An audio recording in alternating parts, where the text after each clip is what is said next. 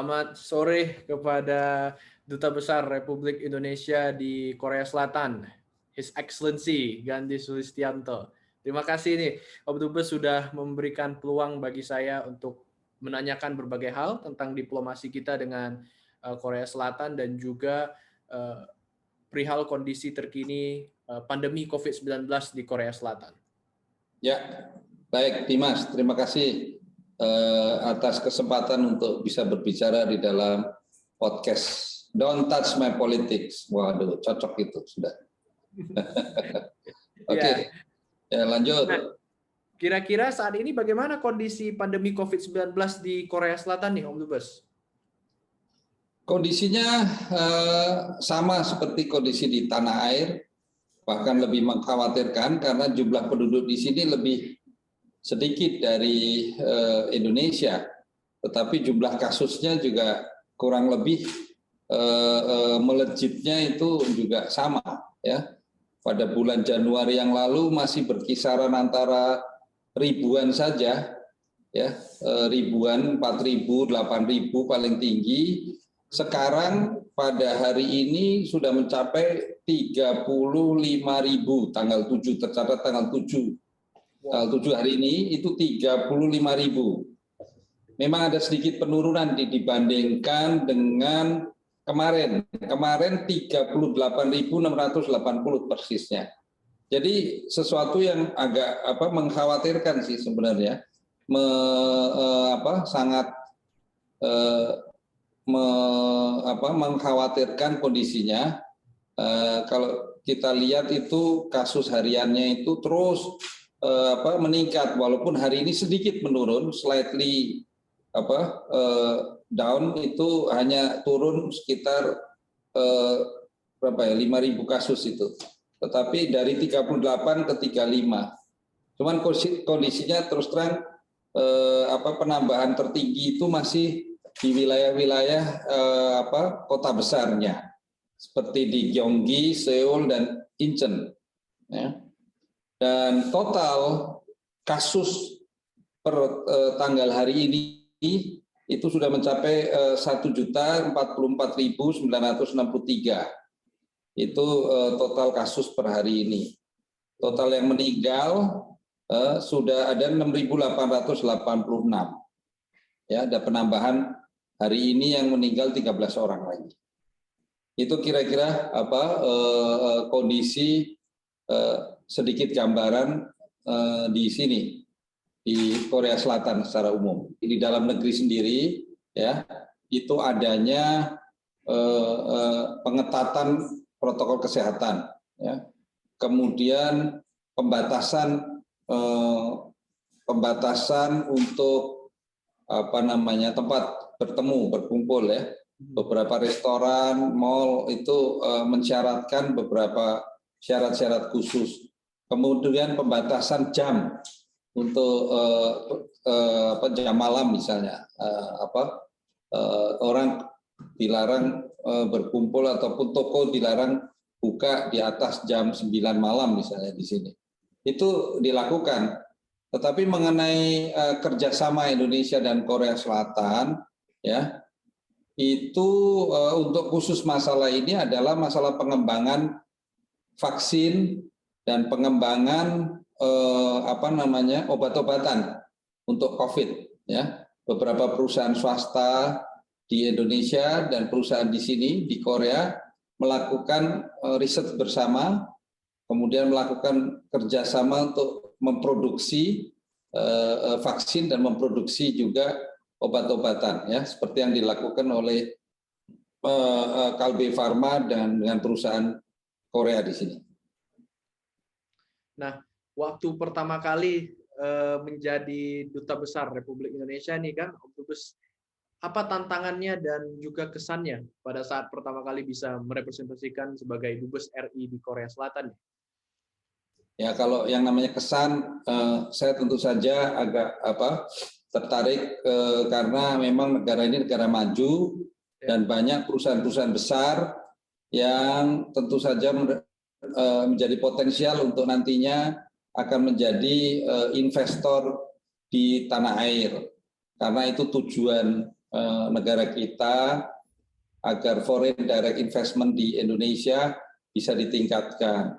Sementara Korea memiliki potensi teknologi dan potensi juga research yang kuat, sehingga itu merupakan target kita untuk kita bawa ke Indonesia. Ya, itu adalah tujuan.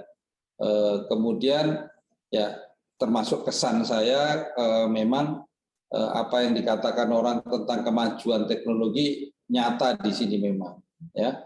Semua di jalanan sudah mobil-mobil nampak sudah menggunakan electric vehicle, ya, walaupun belum majority, tetapi sudah banyak sekali, ya, taksi itu sudah menggunakan mobil listrik di sini, dan station charger di charging station untuk electric vehicle juga sudah ada di beberapa tempat, sudah menjadi umum orang melakukan charge mobil listrik di mana-mana. Ya. Nah, teknologi itu ternyata sekarang sudah diterapkan dan dibawa oleh Korea. Katakanlah di sini Hyundai sudah membuka pabriknya untuk memproduksi mobil electric vehicle di Kerawang, Bekasi, perbatasan Bekasi Kerawang di Delta Mas di Indonesia. Ya, itu di sana dibangun pabrik seluas hampir 8 hektar yang ya pabriknya sendiri nih, luas pabriknya 8 hektar yang memproduksi mobil listrik. Dan itu bukan sekedar hanya mobil listriknya, tetapi seluruh ekosistem dari mobil listrik ini juga diboyong oleh Korea ke sana, ya. Misalnya pabrik baja POSCO, kemudian pembuatan saat ini sedang berlangsung pembuatan pabrik baterai litium oleh Hyundai dan LG misalnya. Ini merupakan sebuah produksi yang mendukung juga pembuatan mobil-mobil mobil listrik tadi. Jadi bukan sekedar mobilnya, tetapi termasuk ekosistemnya. Ya. Nah, di bawahnya lagi itu seluruh supplier, ya, kemudian distributor, itu semua perusahaan-perusahaan yang nantinya akan menyerap tenaga kerja dari Indonesia. Ini yang menurut saya multiplier efeknya cukup tinggi di Indonesia. Ya. Nah, selain investments dan juga kerjasama di bidang otomotif ya, atau ekonomi dan juga environmental cooperation ya, Indonesia dan Korea Selatan pasti kita KBRI di Korsel pasti ada upaya untuk memperkenalkan budaya-budaya Indonesia kepada masyarakat Korea Selatan. Nah, kira-kira apa ada rencana besar KBRI atau apa saja rencana-rencana KBRI ke depannya untuk memperkenalkan budaya Indonesia, Om Dubes? Karena kan biasanya orang itu hanya berpikir Indonesia two things, ya, batik and Bali begitu. Ya, tentu saja kita banyak melakukan promosi-promosi pariwisata dan budaya Indonesia. Ya, sebelum pandemi ini banyak digelar festival-festival oleh pemerintah Korea Selatan. Namun tentu saja sejak pandemi kegiatan tersebut banyak dikemas secara online. Ya. Kemudian setiap tahun KBRI Seoul juga menggelar Festival Indonesia. Dan sudah 2 tahun ini dilaksanakan secara virtual, ya. Tetapi meskipun itu berupa daring, tetapi animonya cukup besar, cukup bagus, ya.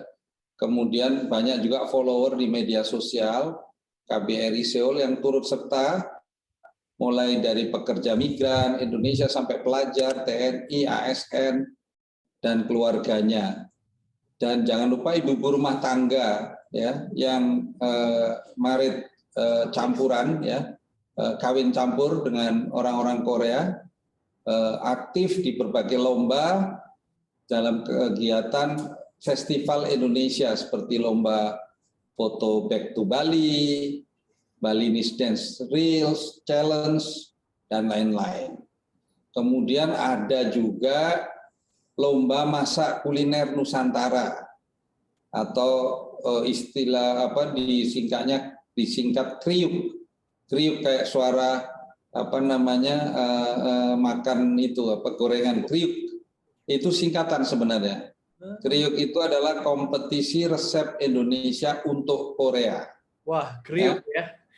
Ya, kriuk. Nah, itu secara hybrid diselenggarakan, yaitu ada 5 finalis berkesempatan untuk memasak di ASEAN Culture House di Busan.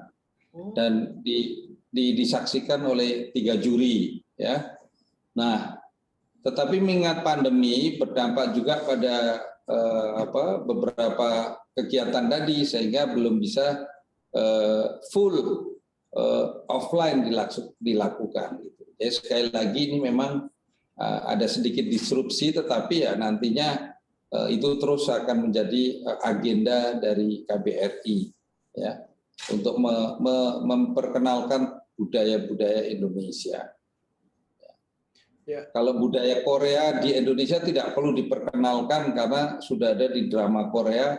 Orang Indonesia sudah kenal dengan baik, musiknya juga ya. Yang penting justru sekarang kita sedang berusaha membuat mengawinkan ya produk-produk ekonomi kreatif seperti tadi film dan musik itu berkolaborasi antara Indonesia dan Korea ya, sehingga pada saatnya nanti kita harapkan ada drama-drama Indonesia Korea yang bergabung jadi satu. Wah, keren ya. Ya karena kita lihat seluruh dunia sekarang sudah enjoy kali K-pop. Bahkan kemarin di Netflix ya ada Squid Game tuh dari Korsel yang sangat terkenal. Oh ya, Squid Game itu sudah merasuki beberapa generasi muda Indonesia itu. Ya, padahal itu filmnya cuma berapa episode saja, tapi sudah demikian terkenalnya di sana. Itu kan merasuki sedemikian hebatnya itu, ya.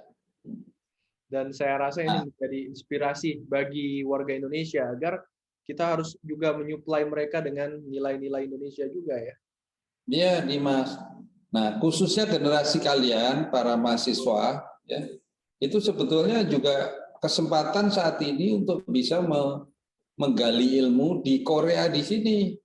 Datang ke sini, belajar, ya, banyak ilmu yang bisa dipelajari di sini.